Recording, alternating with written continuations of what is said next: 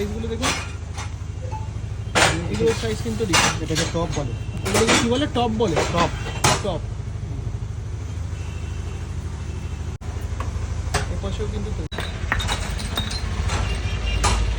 দেখো ওই ঘরে কিন্তু হচ্ছে তৈরি, তারপরে এই যে এখানে শুকাতে দেওয়া রয়েছে, এরপরে এখানে হচ্ছে প্যাকিং।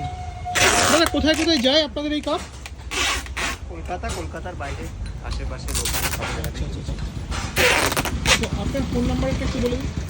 Phone number 9547137115। ওকে। চায়ের কাপগুলো তৈরি করার পর এখানে কিন্তু রোদের আলোতে শুকাতে দেওয়া হয়েছে। শুকানোর পর এখানে কিন্তু একদম